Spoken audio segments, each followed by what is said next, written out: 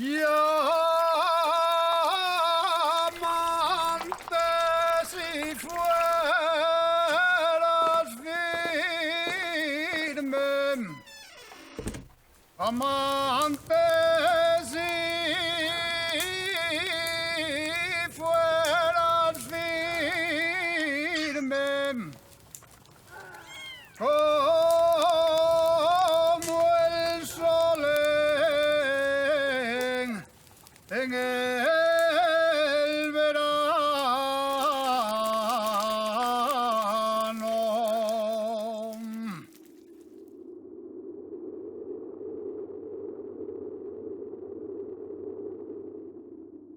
Desde el siglo XVII se da por hecho que todos los descendientes de musulmanes españoles, los llamados moriscos, fueron expulsados de los reinos de España.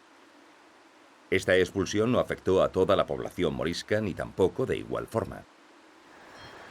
Asturias, Galicia y León quedaron al margen, ocultando así la asimilación de esta población. Este hecho, lejos de ser espontáneo, fue una constante que durante siglos fue negada con el objeto de minimizar lo musulmán en todo el noroeste. En el 711, al invadir los árabes la península ibérica, el grueso de su ejército está formado por unos 250.000 bereberes procedentes del norte de África. Bajo el mando de Tariq ibn Ziyad, llegan hasta Lugo, estableciendo asentamientos en otras zonas de Galicia y León y dejando las tierras de Levante bajo total control árabe. Lo que los invasores musulmanes denominan Al-Yalalika es un territorio equivalente a la Galaecia romana.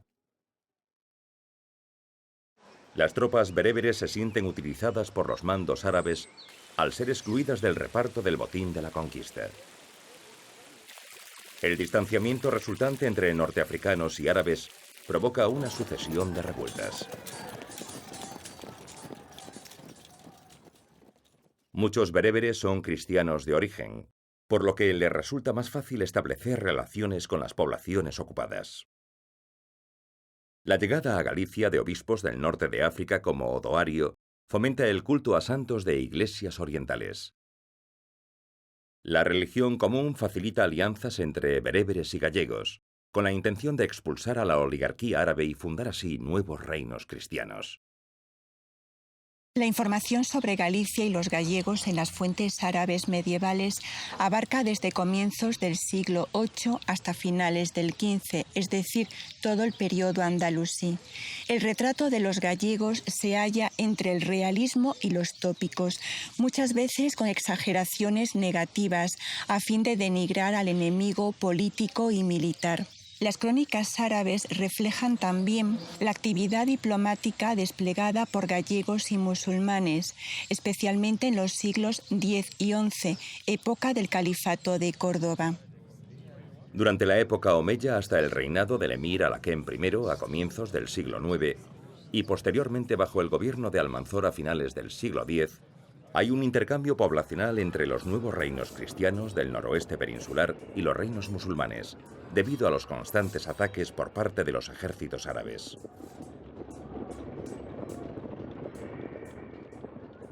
Resulta habitual que tropas musulmanas se alíen con reyes o nobles gallegos. Así, Alfonso III permite al fundador de Badajoz, Ibn Marwan al-Yaliki el Gallego y a su ejército, refugiarse del califato cordobés en las montañas de Lugo durante un período de 8 años, ocupando zonas altas y deshabitadas como castros o viejas fortalezas. El transcurso de las contiendas supone que numerosos cautivos se conviertan en esclavos. Estos serán repartidos por feudos y monasterios, integrándose con el paso del tiempo en la población gallega. Muchos de estos musulmanes de primera generación conservan su nombre musulmán y en segunda generación ya presentan nombre cristiano, o sea, ya suponemos que han sido bautizados, pero como apodo mantienen su nombre musulmán y ya en tercera generación lo común es encontrar nombres cristianos. Apellidos como Sidi o Said derivan en Cid o Ceide, muy habituales en la Galicia actual. Otros como Mauro, Moure o Mourinho determinan el origen étnico de la persona. La Iglesia obliga a incluir este tipo de apelativos a los esclavos musulmanes recién bautizados. Las réplicas en Galicia de topónimos árabes y bereberes son numerosas. Alfoz en Lugo, Amezquita en Ourense o Berbes en Pontevedra. Existe también Alpuxarra, aunque a diferencia de los anteriores, podría ser de origen mozárabe. La lengua árabe tiene una historia de 2000 años y una palabra, como en otras lenguas, suele tener más de una significación. Además, una palabra preislámica no necesariamente indica lo mismo en el periodo islámico o medieval o moderno. La falta de restos arqueológicos de origen árabe en Galicia ha servido para negar la presencia musulmana. De ahí que haya que tener en cuenta la toponimia y la antroponimia para confirmarla. Las diferencias entre lo árabe y lo bereber son determinantes, ya que la invasión es llevada a cabo por una mayoría norteafricana, con rasgos culturales propios y diferenciados. Lo que hay que tener en cuenta es que cualquier emplazamiento o villa que tenga la palabra moro, esto es exactamente igual que bereber, porque en las fuentes latinas jamás aparece la palabra bereber. Se habla de sarraceno, que son los árabes, y mauri, que son los moros. Las guerras y el paso del tiempo hacen que estas denominaciones pierdan su sentido original, ya que el musulmán se convierte en el enemigo, en el extranjero, y de ahí que se le califique genéricamente como moro a partir del siglo XII. Los conversos son obligados a mantener su condición de moros, y así se hace constar en las partidas bautismales alusiones a su anterior estatus. Donde su permanencia es constante se percibe un enorme avance cultural y tecnológico, destacando en numerosos oficios sobre el resto de la población y haciendo de su presencia algo necesario para la comunidad. Algunos oficios son huellas vivas de la presencia musulmana, como la albardería, indispensable en el desarrollo del transporte con animales. Los árabes trajeron a la península la mula. La mula no se conocía en toda Europa, no se conocía en ningún lado, más que en el norte de África, que sí había arrieros. Traen la mula y hasta entonces, durante el tiempo de los romanos y visigodos, se carreteaba siempre con bueyes. En el aprovechamiento del agua se logran notables avances gracias a la implantación de molinos hidráulicos y nuevos sistemas de regadío. La cultura árabe deja también huella en las técnicas de fundición del metal y, en general, en todos los oficios mecánicos. La plantación de olivos en toda la península es obra de los musulmanes españoles. Además, extienden por el noroeste el cultivo de especies resistentes al clima atlántico. Los reyes católicos dan orden de destruir todos los olivos de Galicia con el único objeto de mantener el monopolio del aceite en otras áreas.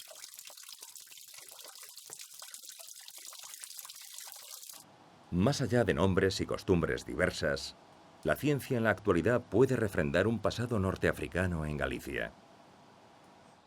El conocimiento del genoma ha revolucionado muchos aspectos de la medicina, nos está permitiendo entender un poquito mejor la historia. Por lo menos empieza a ser hoy día una herramienta para que los historiadores puedan utilizar, como la arqueología o la lingüística, para entender mejor nuestro pasado. A lo largo de estos últimos años sí que hemos realizado un estudio genético que nos permite constatar la existencia de vínculos en el ADN de las poblaciones modernas entre el norte de la península ibérica y el norte de África, entre poblaciones bereberes, ¿no? Esas conexiones las hemos visto en población, incluso población tuareg. Nosotros lo que podemos decir desde el punto de vista de la genética es solo constatar el hecho. Hay muchos genes norteafricanos aquí, un porcentaje muy elevado, y donde más hay es en León, seguido de Lugo y Ourense, sobre todo en su parte oriental. En Ancares, o Courel, o la Somoza leonesa, donde se asentaron grupos bereberes desde el siglo VIII, existen numerosos vestigios de tradiciones comunes. Escritores viajeros británicos del XIX como Richard Ford o John Burroughs ya establecieron paralelismos entre algunas costumbres de estas zonas con otras propias del norte de África. Los Baraguata fueron una confederación de tribus bereberes que, tras conquistar Tánger y entrar en la península bajo el mando de Tarif ibn Malik, fundan un reino llamado el País de los Baraguata. Los maragatos no eran otra cosa que los baraguata, que desde el Magreb llegaron a Astorga y se establecieron en León.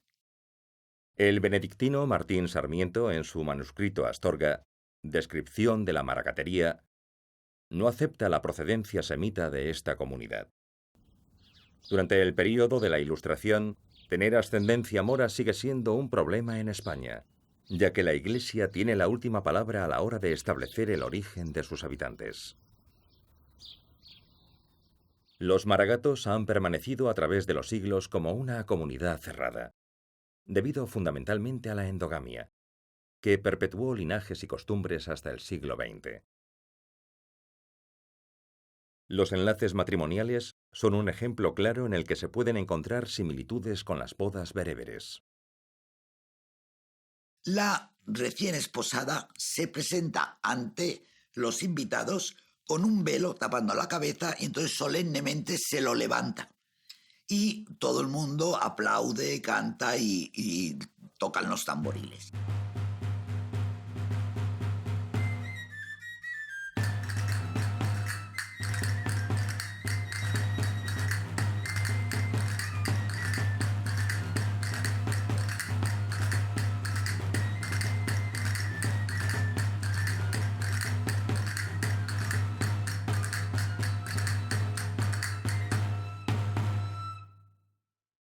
La mujer maragata recuerda por sus ropajes y abalorios a la bereber.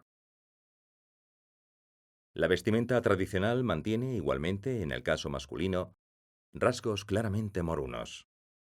Desde el sombrero a los bombachos, cada prenda tiene su equivalente en las descripciones que de los moriscos se hacen en el siglo XVI.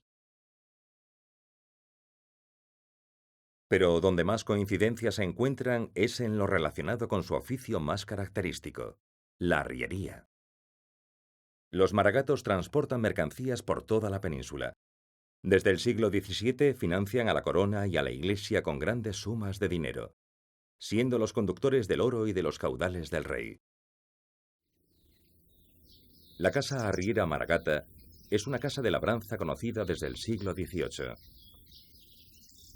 Se compone principalmente de un gran patio central, alrededor del cual giran todas las dependencias de la casa y en donde se resguardan las mulas y los carromatos. La entrada consiste en un gran portón pintado de azul o verde, formado por un arco de medio punto. En las fachadas se ubican pocas ventanas y de pequeño tamaño. Estas características entroncan con la arquitectura tradicional de Andalucía, Marruecos o Túnez, donde las viviendas moriscas mantuvieron las características básicas de la arquitectura residencial nazarí de los siglos XIII al XV. Distribución alrededor de un patio, fachadas con ausencia de decoración y vanos, exceptuando la puerta de entrada, y un patio central de recodo para garantizar la intimidad. Aunque la mayoría contaba con 2 plantas, el patio era el centro de la vida familiar, que se desarrollaba fundamentalmente en la planta baja. El pueblo andalusí, que fue en su identidad un pueblo heterogéneo y homogéneo al mismo tiempo. Heterogéneo porque se construye o se fundamenta en las distintas razas, las distintas culturas, las distintas etnias, sean las que había antes, las autóctonas, es decir, los mozárabes y los muladíes, los cristianos de Al-Ándalus, o los nuevos llegados, es decir, los árabes, los bereberes, etcétera, los eslavos. Entonces, todos esos grupos terminan formando lo que se llamaría posteriormente el pueblo andalusí. Y ese pueblo andalusí tenía mayoritariamente 2 componentes esenciales. La primera es la autóctona hispano-romana cristiana y la segunda es la árabo-musulmana. Las luchas internas dividen al califato de Córdoba, dando lugar a los reinos taifas. Del mismo modo, de las luchas entre los reinos cristianos nace el reino de Castilla. En 1085, Alfonso VI conquista la taifa de Toledo, y hasta el siglo XIII los reinos cristianos irán extendiendo su dominio hacia el sur peninsular. En 1212, la batalla de las Navas de Tolosa inclina la balanza hacia el lado cristiano. Durante 2 siglos, el reino de Granada resiste al avance cristiano. Los granadinos alcanzan un nivel de desarrollo cultural y científico sin igual en Europa. Sus escuelas de estudios superiores, conocidas como madrazas, no solo son centros de estudios religiosos, sino que están especializadas en materias como filosofía, medicina, mecánica, lógica o astronomía. En Castilla y Aragón se implanta cierta tolerancia hacia la población musulmana. Durante los siglos XIV y XV, los ahora denominados mudéjares suelen localizarse en los arrabales de las ciudades y pueblos, donde mantienen sus signos identitarios y religiosos. Por los relatos de peregrinos extranjeros del siglo XV que hacían el Camino de Santiago, sabemos que ciudades como Pontevedra tenían población mudéjar. Hay muchos judíos y sarracenos en la villa de Pontevedra. Villa que no debemos olvidar, desde fundamentalmente el siglo XIII, es muy importante, es un activísimo núcleo portuario y comercial. Uno de los testimonios documentales más decisivos para analizar la presencia musulmana en Galicia nos lleva a las puertas de la conquista del Reino de Granada. Se trata de las cuentas de la reina Isabel de Castilla. Aparece un listado geográfico de localidades donde están asentados estos musulmanes muy importante, y entre ellas aparecía una localidad del norte de la provincia de Lugo, en la Mariña Lucense, concretamente en lo que sería hoy el término municipal de Alfoz, y es la villa del Castro de Ouro. En el norte, los mudéjares dejan de usar su lengua árabe. Sus costumbres van volviéndose indistinguibles de las de los cristianos tras un largo proceso de aculturación. Un morisco es un musulmán que se vio forzado a convertirse al catolicismo. Mientras más al sur, más hipérbole de catolicismo. Y si me apuran, más hipérbole de islamofobia y antisemitismo. Porque tenías que demostrar, para seguir vivo en tu misma tierra, en tu misma casa, que eras el más antimusulmán del mundo. Y para ser antimusulmán es necesario conocer las claves de lo que significa ser musulmán. Durante la Reconquista se establece para las minorías conversas un sistema de control denominado los Estatutos de Limpieza de Sangre. Es una averiguación sobre los orígenes de esa persona, los orígenes de la familia. ¿Qué se intenta con una limpieza de sangre? Evitar que descendientes de herejes, de moros o de judíos entren a formar parte de los empleos catedralicios. En pocos años se pasa de la tolerancia a la intransigencia y a las acusaciones de herejía. En el Archivo Histórico Nacional, en el Fondo de Inquisición, existen numerosos expedientes en donde aparecen moriscos que van a ser sentenciados, algunos con adjuración as levi, otros con una sentencia mucho más fuerte y, como digo, son moriscos. Prioritariamente, ¿cuál es el delito que se imputa a estas personas para ser juzgados por el Tribunal Inquisitorial? Sencillamente que siguen sus prácticas musulmanas. El número de ejecutados en la hoguera por la Santa Inquisición es discutible. Los imputados a veces esperan años en cautiverio antes de ser juzgados. Las sentencias no siempre resultan en ajusticiamiento. Las torturas, las condenas a 5 o 10 años a galeras, además de la expropiación de bienes, son habituales. Bien es cierto que estos moriscos, al ser acusados, lo hacen casi siempre porque hay delaciones de los vecinos que observan algún tipo de prácticas contrarias, como digo, a la normativa religiosa de ese momento. La taquilla es el acto que permite a un creyente musulmán disimular su fe para salvar su vida o la de familiares en momentos de peligro. A la Iglesia le resulta cada vez más difícil detectar a falsos fieles, ya que el musulmán, aunque lo sigue siendo de puertas para adentro, en sociedad es el más fervoroso de los cristianos. ¿Qué hacen los moriscos que se quedan? Beber vino, tomar cerdo por la mañana, por la tarde, para cenar. ¿Qué está prohibido? Rendir culto a imágenes. ¿Qué hacemos los andaluces? Procesionar a las vírgenes y a los santos por la mañana, por la tarde, por la noche. Eso explica el fervor tan descomunal que hay en Andalucía para el culto a las imágenes que en realidad son transposiciones de bodas musulmanas. Con las capitulaciones del 25 de noviembre de 1491 en Santa Fe, es ya un hecho la entrega por parte de Boabdil de las llaves de la ciudad. El tratado firmado contempla la libertad de culto y el respeto a los derechos y propiedades de la población musulmana. La llegada del cardenal Francisco Jiménez de Cisneros supone la aplicación de medidas de conversión extremas, forzando bautizos en masa y por aspersión, quemando ejemplares del Corán en público o transformando la mezquita del Albaicín en un santuario cristiano, provocando así una sublevación en la ciudad. Los reyes católicos anulan los acuerdos anteriores, sin dejar otra opción que el bautismo frente a la expulsión. La mayor parte de la población mudéjar española es bautizada, adquiriendo el estatus de moriscos. El resto decide abandonar sus tierras, emigrando al norte de África.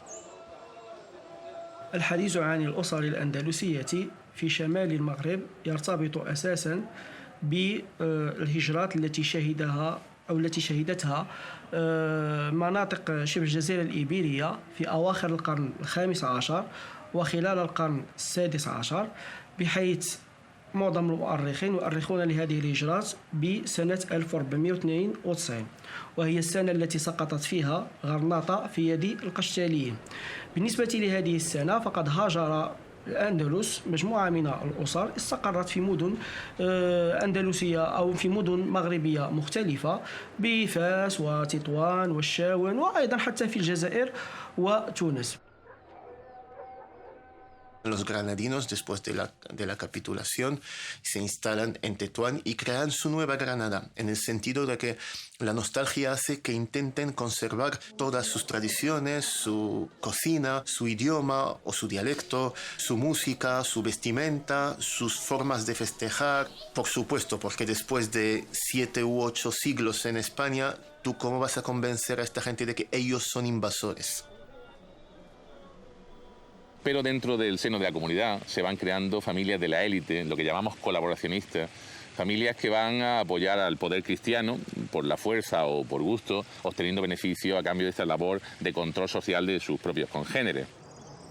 Los infantes de Granada, Juan de Granada y Fernando de Granada, hijos del sultán Muley Abul Hacén y hermanos de Boabdil, que siempre los consideró rivales al trono nazarí, van emparentándose con importantes familias castellanas y portuguesas para conservar sus privilegios. Carlos V nombra a Juan de Granada primer virrey del Reino de Galicia por su apoyo en la lucha contra los comuneros castellanos. Desde sus posesiones en la Mariña Lucense y Monforte de Lemos, se encarga de centralizar el poder en Galicia hacia la corona de Castilla. Dentro de estos linajes destacan los Granada Venegas, los Belvís Valle de Palacios o los Benajara. La presencia de estas familias de la élite morisca es necesaria debido a las transformaciones que suceden en el fisco. Lo más característico del sistema fiscal granadino va a ser su carácter dual y discriminatorio. Porque por un lado nos vamos a encontrar al grupo de cristianos viejos que van a gozar de numerosas excepciones de tipo fiscal. Esto es una política que lleva a cabo la corona con la idea de que esta población que ha entrado al reino se quede y permanezca en ella al gozar de numerosos privilegios. Las grandes campañas militares contra el turco o las nuevas expediciones al Nuevo Mundo se financian en buena parte con estos impuestos a los moriscos. En este proceso de acoso, la corona pone especial atención a la producción de la seda.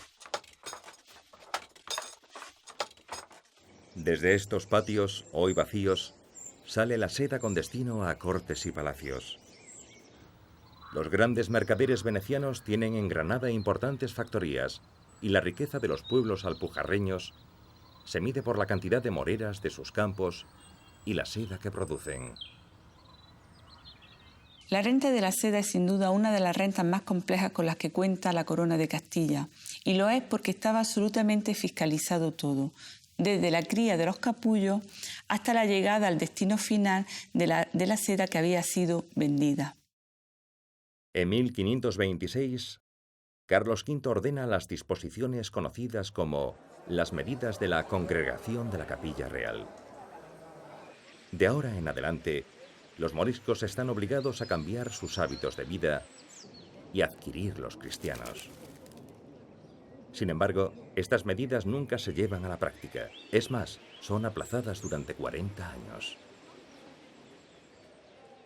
Al ser coronado rey Felipe II, hay un cambio radical en el trato a los moriscos.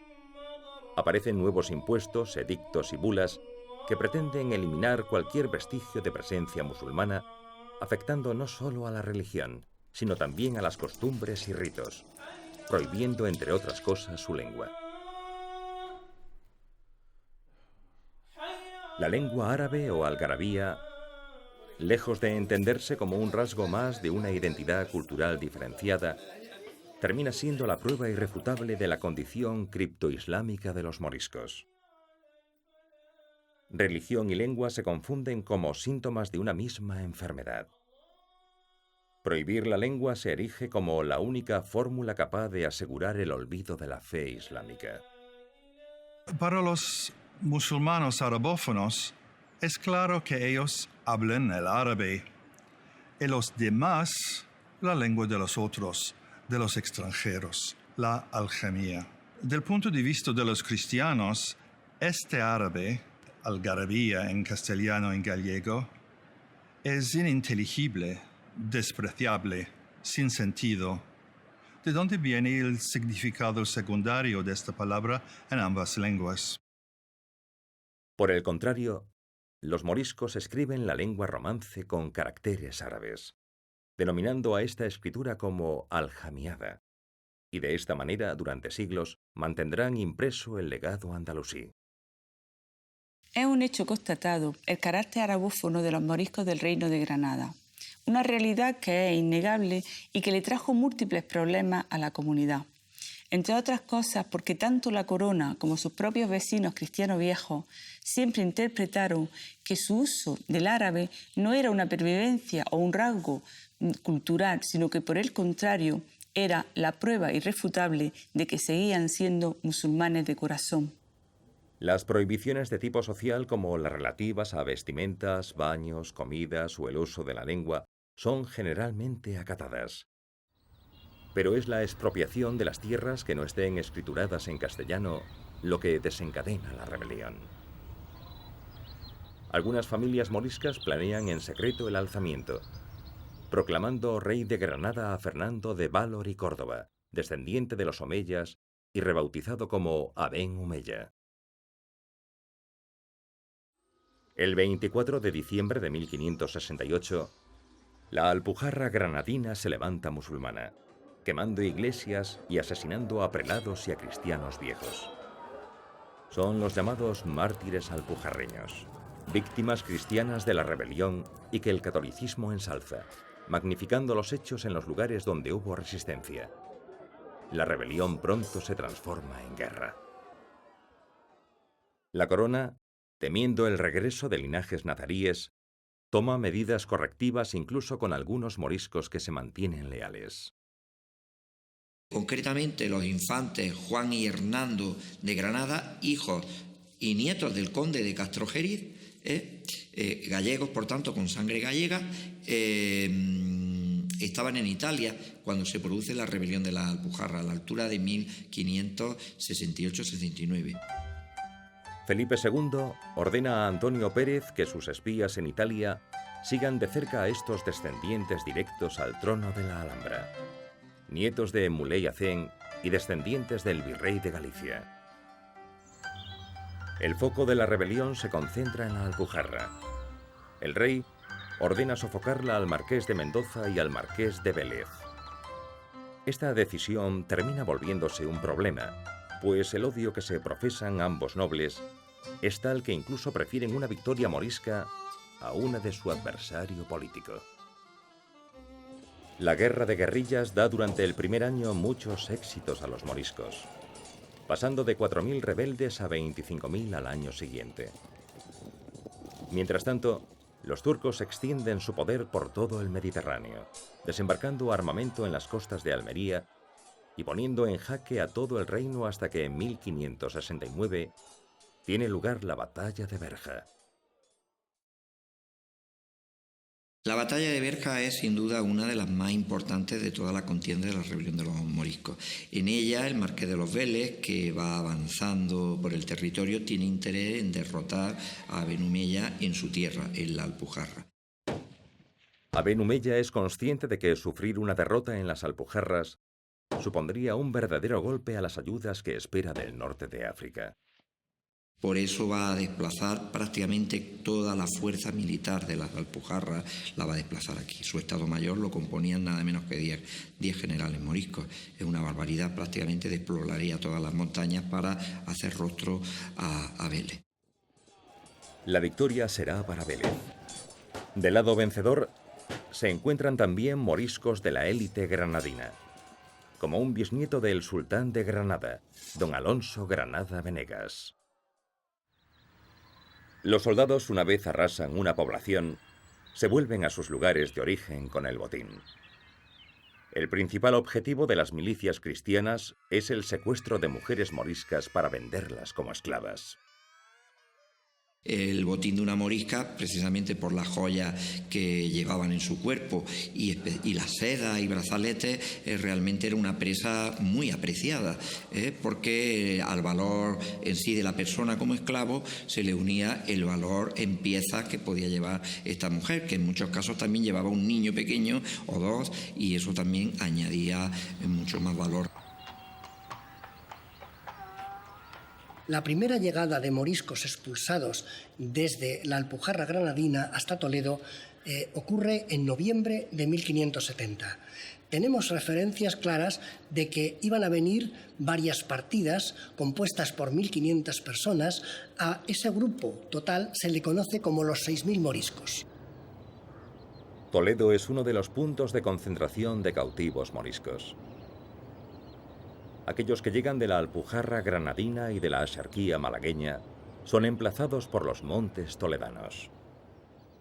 Este número de moriscos, sin ser importante, sí tiene una peculiaridad paradigmática, porque la mayor parte de esas personas que vienen expulsadas de la Alpujarra van a ser considerados esclavos.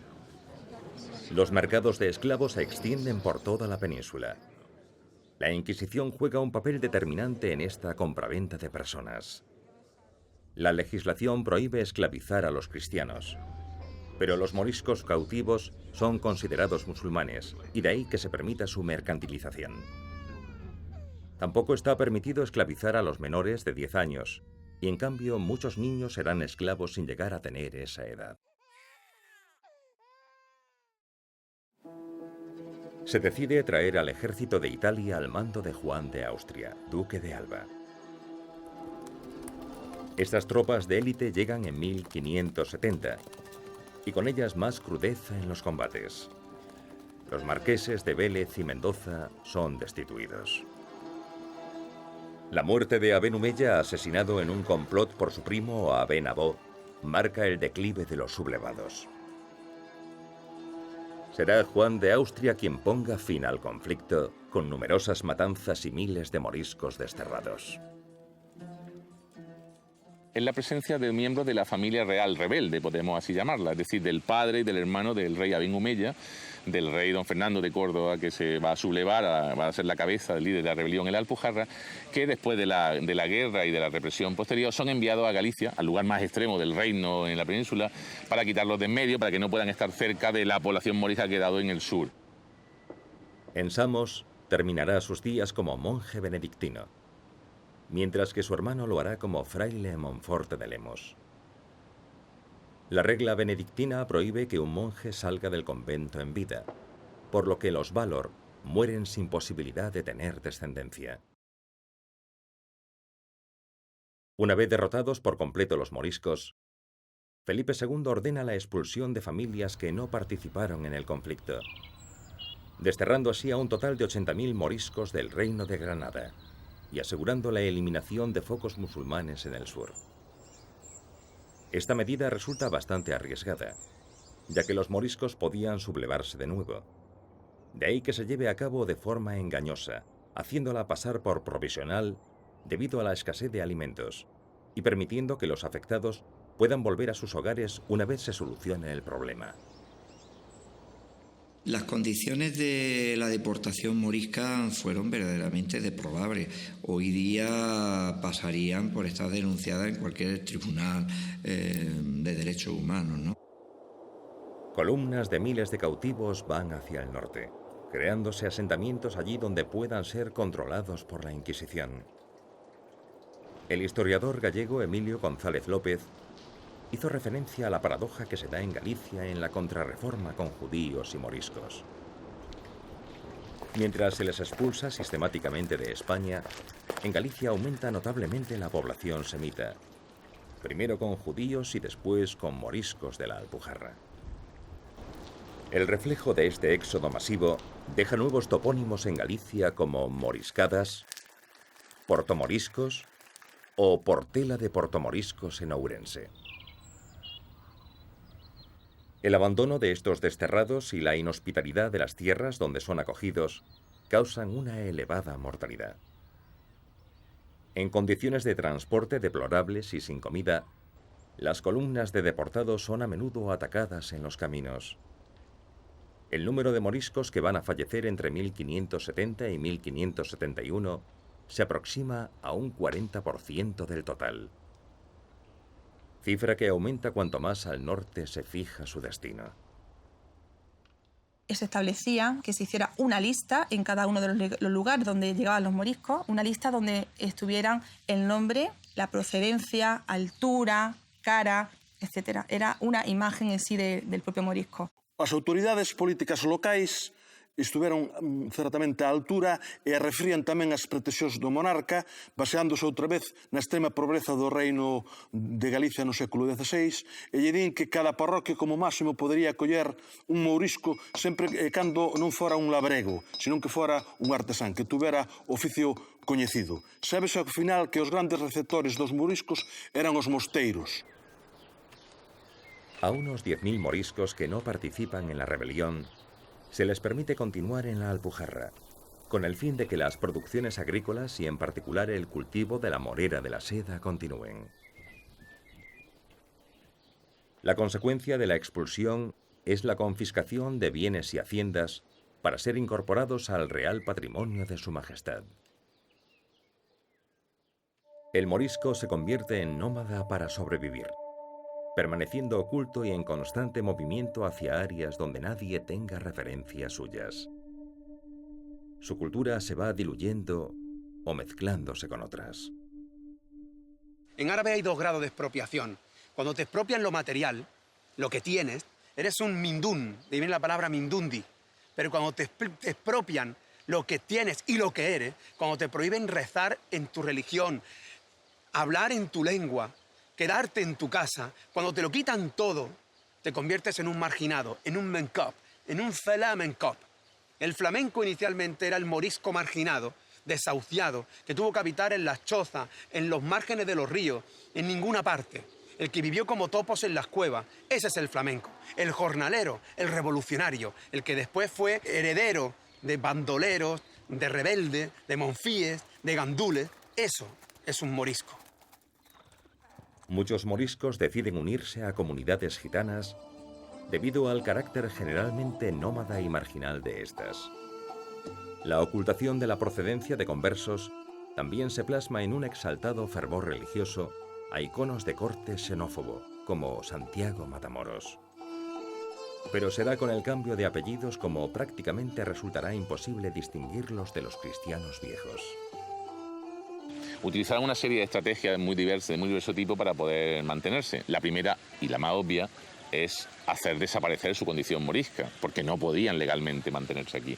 Y para ello utilizaron elementos que también son los mismos que utilizan los judeoconversos con el tema de limpieza de sangre. Lo primero, ocultar su condición. Y para ello, el cambio de residencia es muy importante, para no ser conocido, del origen, pero sobre todo el cambio de apellido. Se decidió con prontitud que era necesaria la repoblación, es decir, todos los sitios dejados por los moriscos había que repoblarlos prontamente con cristianos viejos de la corona.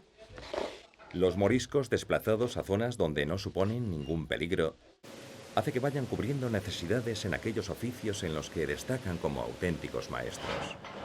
Así, a la vez que se van asentando, sus lugares de origen se empobrecen.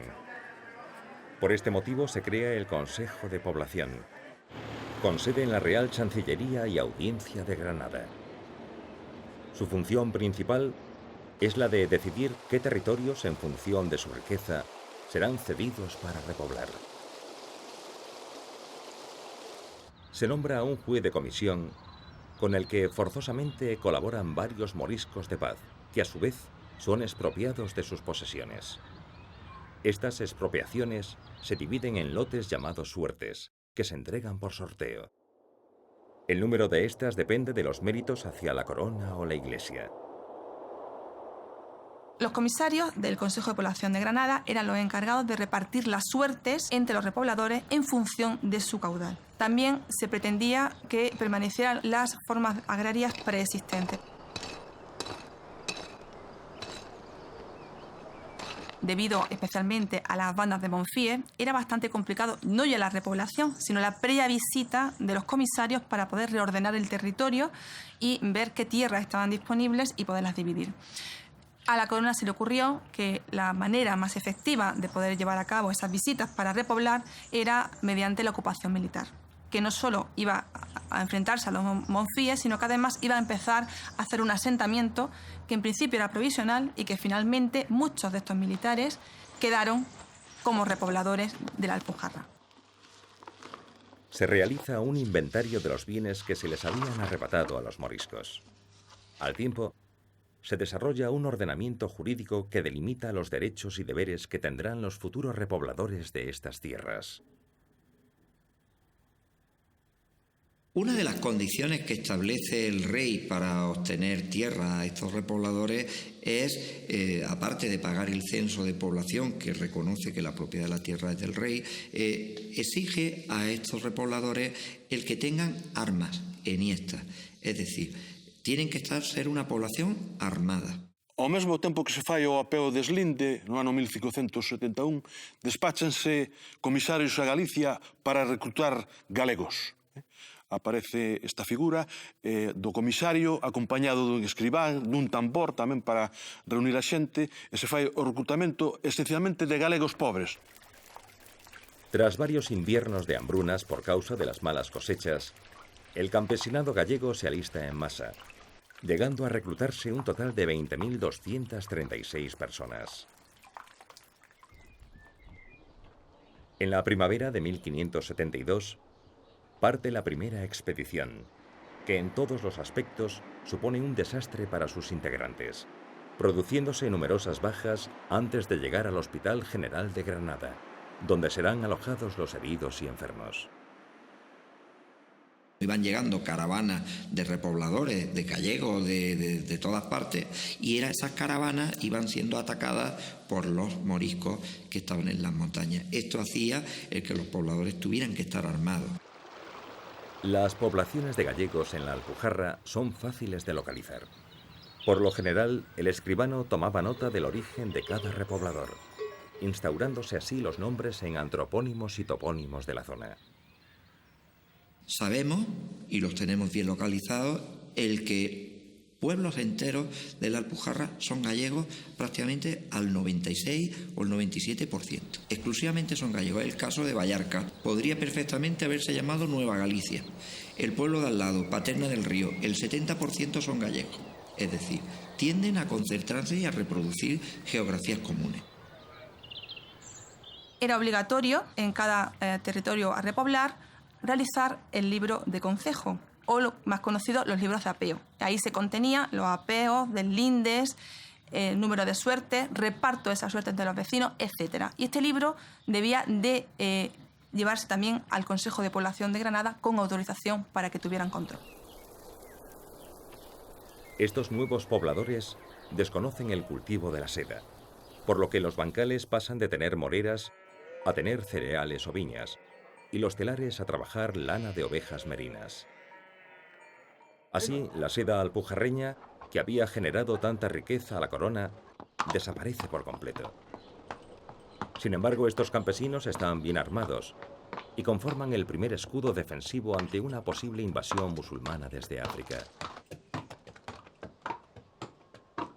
Los gallegos que parten hacia la Alpujarra lo hacen por pura subsistencia.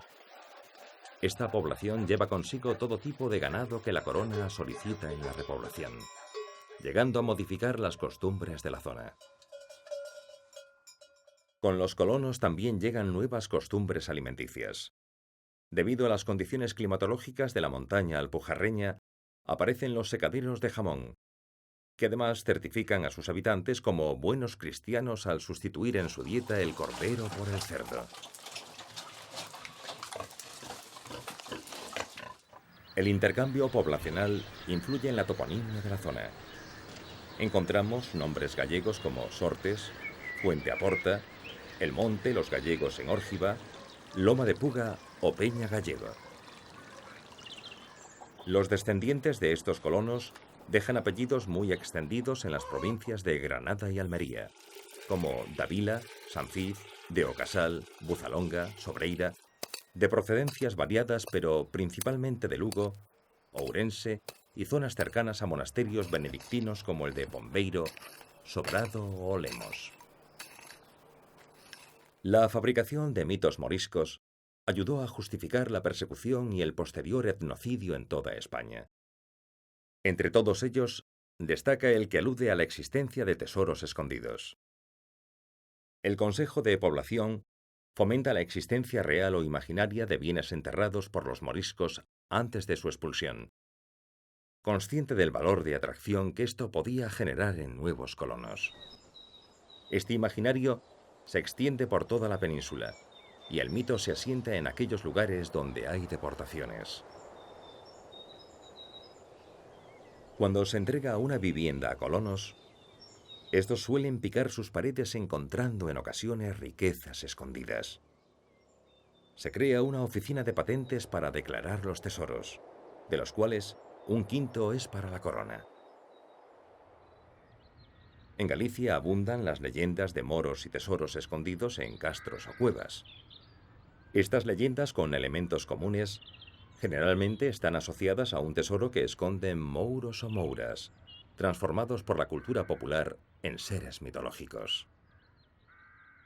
Digamos que como dúas grandes teorías ou dous grandes abanicos. O primeiro é, digamos, a teoría que no seu momento pois defendeu Isidro González Muillán, que foi un dos grandes filólogos celtistas de Galicia e que, en certo modo, siguen defendendo moitos investigadores, que é que a palabra mouro realmente non ten que ver cos sarracenos, sino que cos musulmáns, senón ten que ver co termo morgos ou morgos en celta antigo, que significa os mortos, non? Así que os habitantes destes túmulos dos castros, que viven debaixo dos túmulos dos castros dos dólmenes de Galicia, serían os mortos, serían os, en certo modo, os ancestros, entendido nun sentido como moi amplio.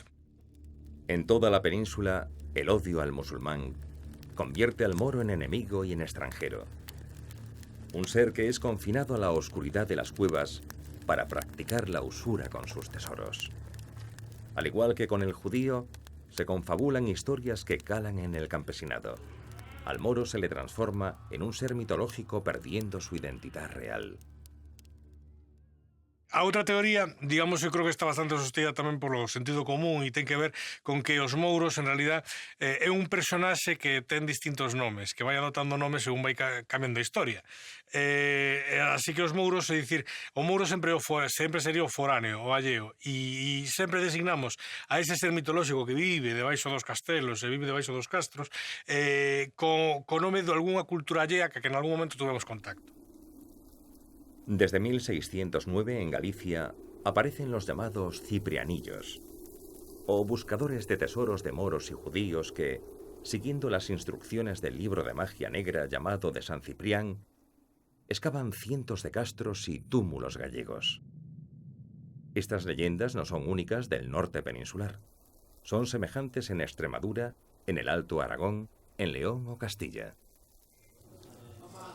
El morisco supo preservar su identidad andalusí durante siglos, especialmente en aquellas manifestaciones culturales que mantuvo en el exilio, como en la música o la poesía.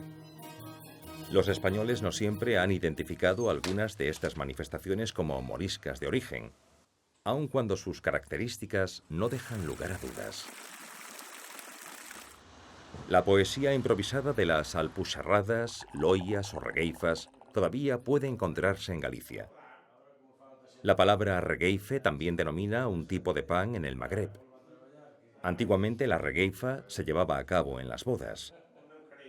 Consiste en un desafío en verso que tiene su origen en el pan que se disputaban los participantes en estos duelos rimados. Mais digo vos unha cousa que non o digo de cote antes de marchar de aquí ella arranca o bigote. O bigote non te metas, non digas esa lindeza. Teño máis pelo no bigote do que tes ti na cabeza. Non tiñas ganas de velo, nin pasar polo camiño, porque ainda hai 4 anos que lle debes un barril de viño.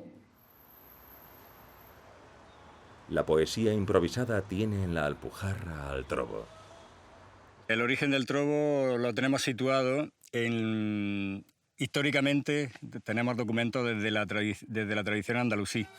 El trobo en el sur de España es una parte más del flamenco. Sí es cierto que es un elemento muy antiguo. El trobo proviene, y la costumbre de la improvisación poética proviene del fandango primitivo.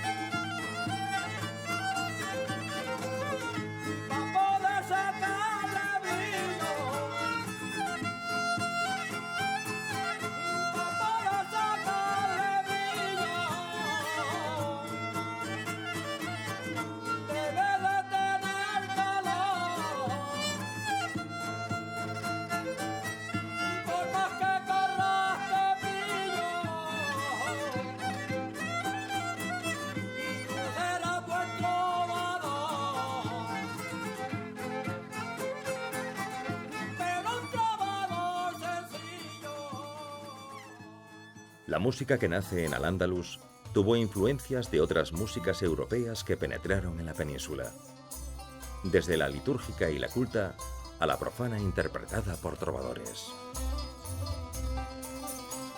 Lo curioso con la música andalusí es que pese a los siglos y al tiempo, a los años, se ha conservado bastante bien, precisamente por esa predisposición de su gente en conservarla tal cual. Y eso ha hecho que todavía se note mucho parecido, mucha semejanza entre la música andalusí y otras músicas, podríamos decir, primas hermanas de la península ibérica. Entonces, esas melodías que utilizan células muy comunes entre todos los pueblos del occidente de la época medieval, ha hecho que muchas músicas se parezcan entre sí, sea en Al-Ándalus, sea en la parte del norte de España. Por ejemplo, cuando cogemos las cantigas de Amigo de Martín Codax en la zona de Galicia, denotamos mucho parecido entre esas canciones y algunas canciones andalusíes. También denotamos parecidos en los nombres. En Galicia, Alalá sería un género y en la música andalusí, Alalá sería el nombre genérico de la música andalusí.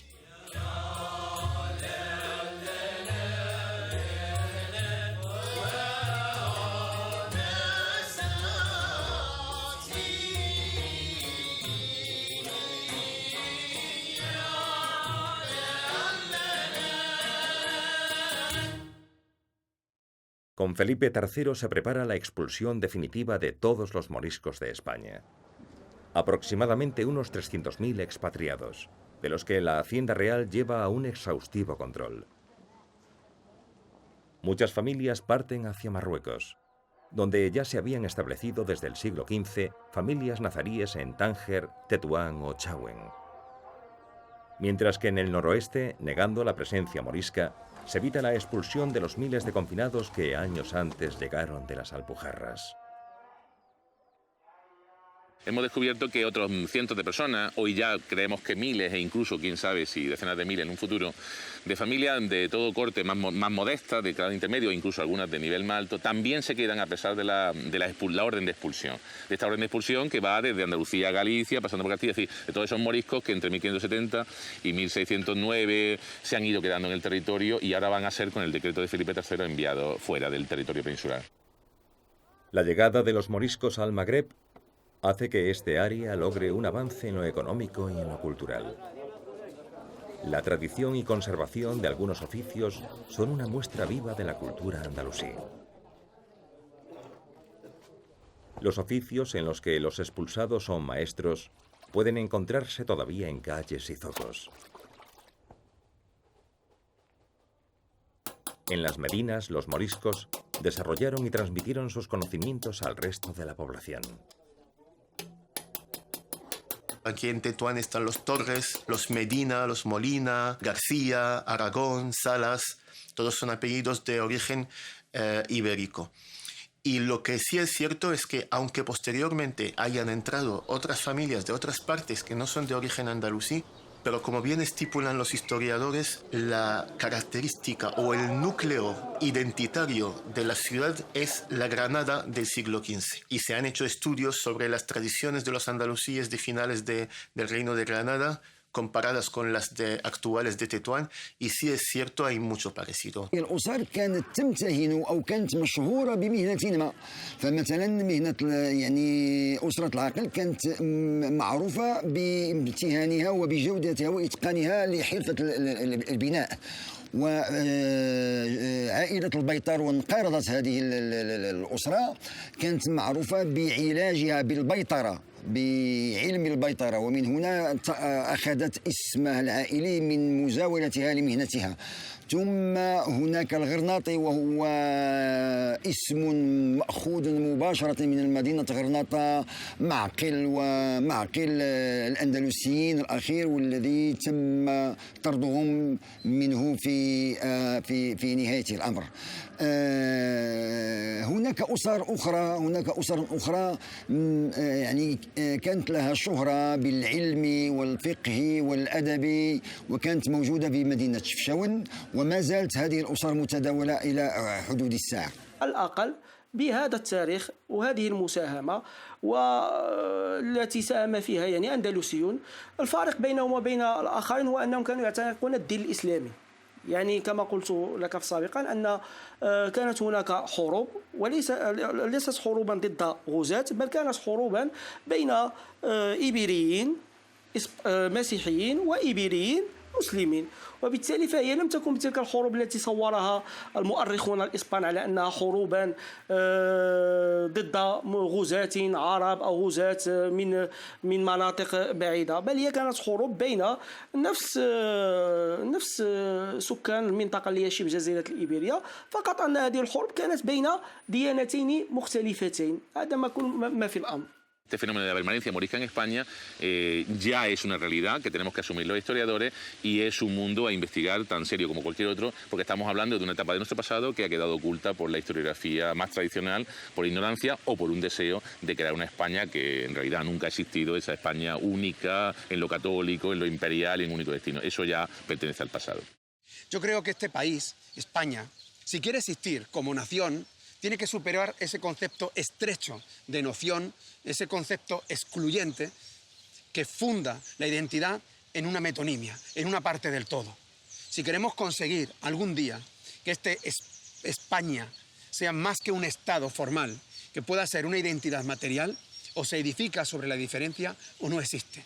O ser español en el pleno siglo XXI consiste en admitir que nuestro pasado también estuvo compuesto del primer nacimiento europeo que tuvo lugar en Al-Ándalus, y que Abderramán III era tan hispano como Carlos I, que era alemán, o Felipe V, que era francés. O admitimos todo eso, o seguiremos en la permanente incongruencia de creernos una parte del todo. La historia oficialista española minimizó lo gallego en la Alpujarra, negó en Galicia lo morisco y renegó de lo andalusí en el Magreb.